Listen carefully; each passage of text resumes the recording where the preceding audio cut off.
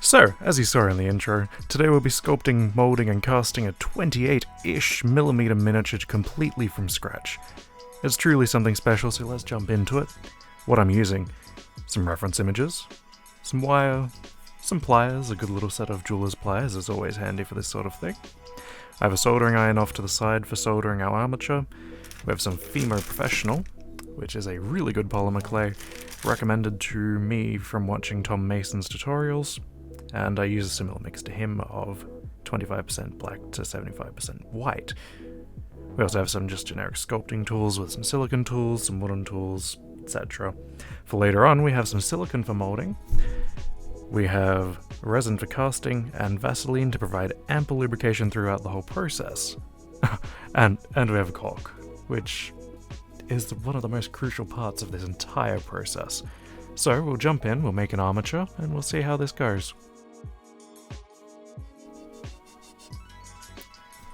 So the heart of your miniature is your armature. Your armature is basically the skeleton. You look at stuff like Wallace and Gromit, it's a polymer clay on armatures. An armature is the base of it. So to start your armature, you need reference images. As you can see, I have reference images of one of the foulest beasts known to man, and we have a little bit of experimentation down here to figure out a scale. So I'm working on this little friend of ours being scaled to about 35mm tall. Well, it's in scale to a 35mm tall person. In reality, that works out at about 23 is about the height of a goose to a standard person. They're about 3 feet tall. Now what we have here is a to scale little skeleton drawing of what our armature is going to be. So we'll first grab some pliers, grab out our little cutters, and let's get our bit of wire loose.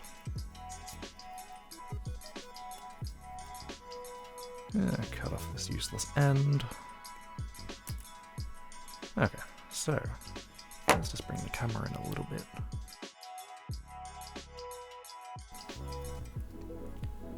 Okay, so we've brought the camera in a little bit, and you can see our small 35mm skeleton a bit better. So we'll just cut... we'll cut a new piece of wire since that one went flying. And we'll cut our second piece of wire slightly longer. Okay, so now we have our wire. We need to work on shaping it to what our armature will be, ultimately. And I just got my pliers stuck. Don't worry, got them. Okay, so this piece right here will be the basis of our legs. Now we want to get that tucked in, tightened, and let's just line it up with our little sketch down here. And our feet are about here. Where did I put my Sharpie? I find the easiest way to mark pieces like this is with a Sharpie, because you can pull it away and still see it, and not have to be relying on working off your reference image the entire time. So we'll make our little foot. So we'll bend that forward, and bend from the other angle this foot forward. And now we will go slightly to the side, pull that in to get a nice little foot shape there. Bend that down so we have something to stab into our cork, and then we do the same with the other side. And now armature making, it's an art in itself. Like, you can make a good sculpt with a terrible armature. Lots of people have done it. but having a good solid armature from the start does make the task a hell of a lot easier. And let's just straighten that up. Okay, so here we have our little legs, which should line up reasonably close. It doesn't have to be perfect. We're going to have some weirdness because we're soldering, so we're going to lose a little bit of this extra length that we have here. So that's not the end of the world. So now we have our little feet. We'll just move them up out of here, and we start on the body of the goose. Just focus in the camera again. Now, what we want is a little goosey head, just slightly curved over, like this. That's just a little bit long. Now, I could rebend this, or I could be lazy and cut our excess off. Now, that looks basically perfect. So what we need to do is follow that curve down and around to the end of the body, mark where the end of our tail roughly is, and let's just compare that. That's close enough. So cut off our excess, grab the right pliers, cut that off there, and now, combined with our little feet, we have the basis for our goose skeleton armature. Now, there are many ways to combine this. I prefer to solder, but if you have green stuff or Fimo and you don't feel like soldering and you don't have a soldering iron, the lazy way, well, not really lazy because it takes longer, and I'm not actually as happy with the strength of the joint as I am with soldering, but you take a piece of Fimo, or green stuff if you're working with green stuff would actually be better for this. You take it, you line back up onto your body, and then you press in to mark the beginnings of your body. Let's grab a little tool.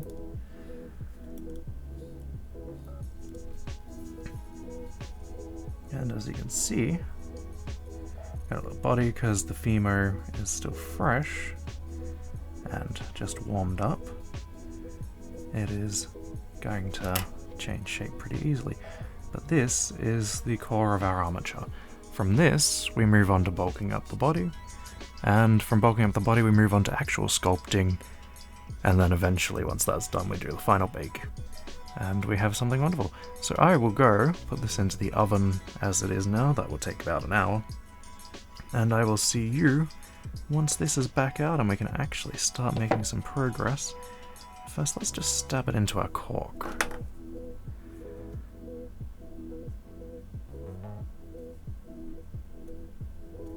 And there he is, ready to go in the oven. Okay, so we're back. Our goose has been in the oven, and it's come out looking like this. It's a solid little armature, and now we're on to the most important stage, which is bulking and eventually sculpting this goose into something truly fantastic. So what we want to first start doing is just adding on to the body, expanding it out, getting it close to its final dimensions, and then we'll see where we go from there.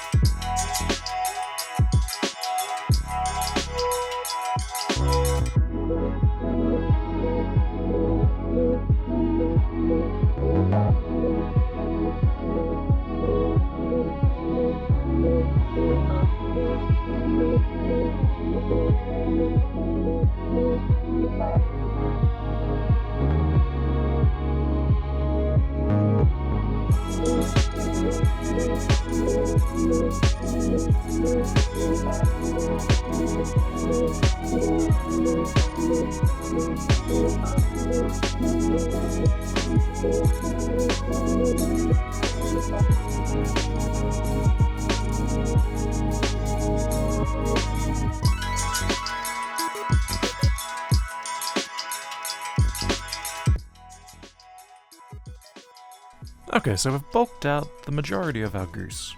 He's looking good, looking plump, looking like he's going to destroy the world. And that makes me very proud. But the thing we need to do now before we move on to the actual final sculpting is to smooth this out. This is not a flat, smooth surface. It is arguably a mess. And we're going to make use of an interesting property of polymer clay and isopropyl alcohol that it slightly dissolves the surface and lets you get a nice, smooth-ish finish. I don't have much experience with it, so this is the first miniature I'm actually really putting it to the test, so we'll see how this turns out, and then we'll actually move on to the final sculpting, which should hopefully turn out pretty well. I really hope it does, at least.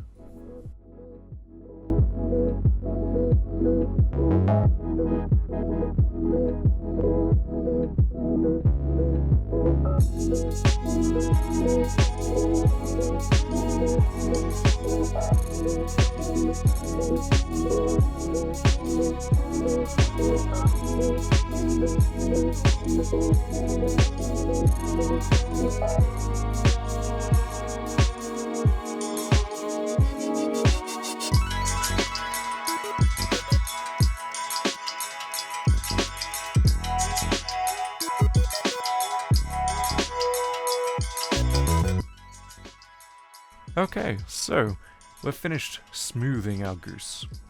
He looks shiny, slick, smooth, well lubricated. And that is essential. We're now at the stage where we need to move forward. Add on those final goosey details, like wings and eyes, and add some definition to his head, make it look like a goose. Add the details to the wings, the hint of feathers. Define its legs, define its butt. Define everything that makes it a goose. And then once that's done, we stick it in the oven, and we see how that turns out. We do a little bit of final refining, and then we can make our mould and eventually cast it, and then we can paint our cast. But we'll continue now with the last bit of the sculpting and the last little bit of the smoothing, and we'll see how this all turns out.